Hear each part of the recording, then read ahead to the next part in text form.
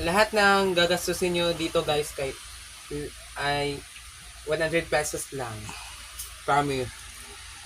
So yan yung guys. Oh. So thank you for watching. Hi guys, for today's video, gagawa daw kami ng dynamite na with cheese. There's no pork. There's no pork. Tapos first guys, kunin nyo lang to oh, yung laman ng dynamite. What is that?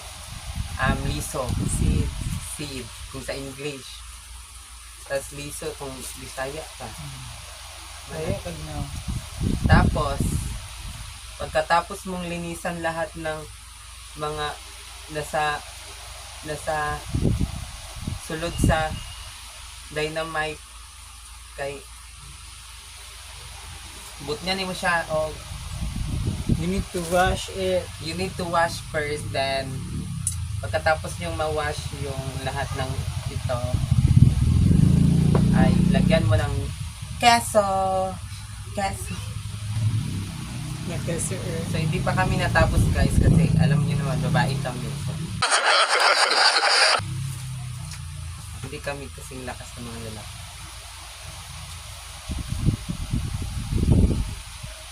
Basta guys, kunin nyo lang talaga yung mga laman ng dynamite. Kasi anghang ito maanghang. Tapos, pagkatapos yung lagyan ng keso, lagyan nyo yan ng ano, subali Wrapper. subali ganyan guys. Judy, sana later na madami Ganyan siya, na. parang lumpia. So, buksan. First, dito lang siya guys, oh, dito sa itaas ng ng dynamite. Tapos open mo lang siya, then sa gitna na naman ganyanin mo. Tapos done, ma-open siya. At kunin nyo lang yung mga buto. Guys, natapos nang linisan lahat ng mga dynamite. So, maglalagay na ako dito sa gitna ng keso. Ganyan lang siya guys. Napaka-easy. Tapos, ganyan guys. Isa. So guys, lagyan natin siya ng keso sa gitna. Tapos, i-fold lang natin ng isa. Wrapper. Tapos, ilagay mo sa gitna naman ng wrapper. Then, fold it. Tapos, kukuha ka ng tubig. Then, ganyan lang.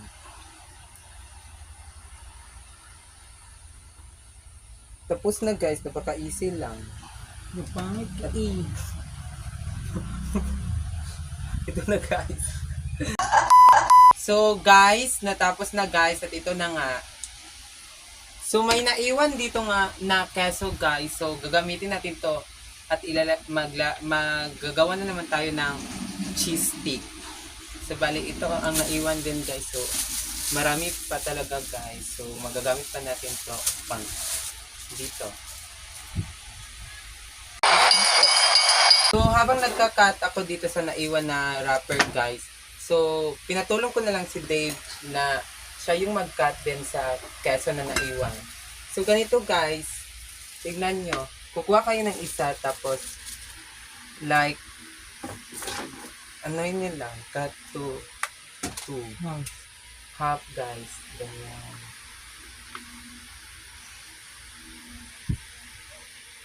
Ito guys. So done to cutting.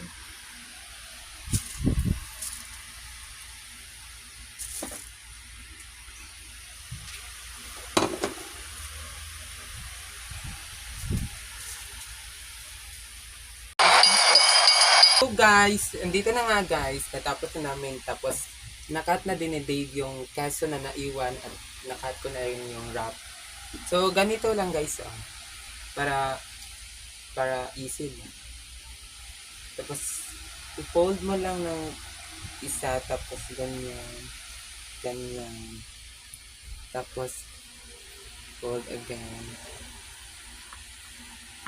Tapos, lagay ka na naman ng tubig. Na guys.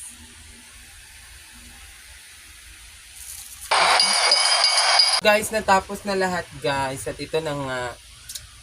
Tapos, inunahan na lang namin na painitin yung mantika doon sa gasol. Then, ihaayin na namin ito. So guys, ano kayo guys? Kuha muna tayo ng tinidor. So, unahin natin guys yung dynamite kasi parang ito yung matagal na maluluto. Ang dali lang kasi lutuin na yung cheese cake.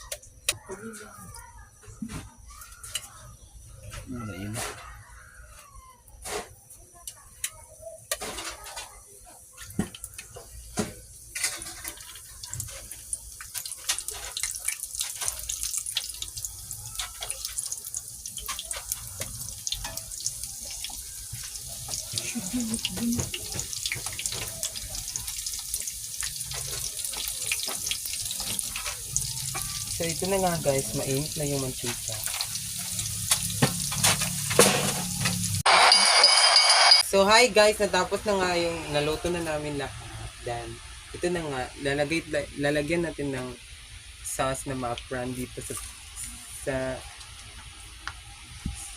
bowl. Tapos, suka na naman dito sa iba. Diba guys, ang sarap. So, let's taste it kung masarap talaga siya.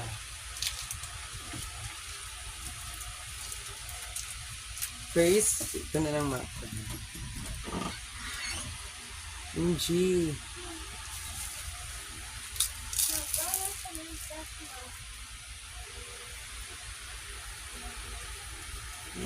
Bang.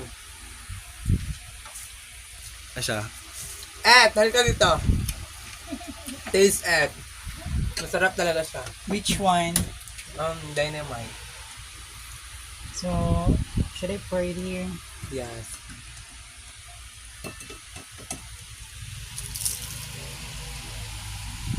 So yummy. Tastes so good. Try this one at your home. Better talaga siya guys kung merienda natin guys. Ang sarap talaga siya. Masarap talaga siya. So taste it.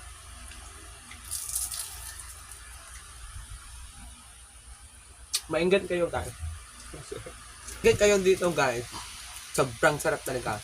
Tapos, pagkatapos mong kumain at inom ka nitong Paul Madison. Diba? Init.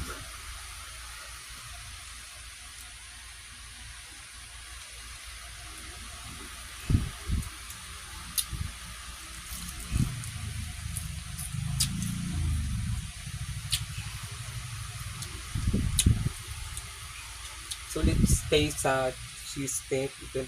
So, magkaiba sila guys ha. Tignan nyo.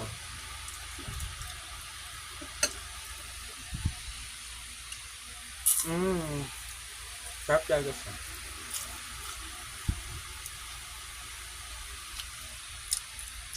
So guys, mura lang guys.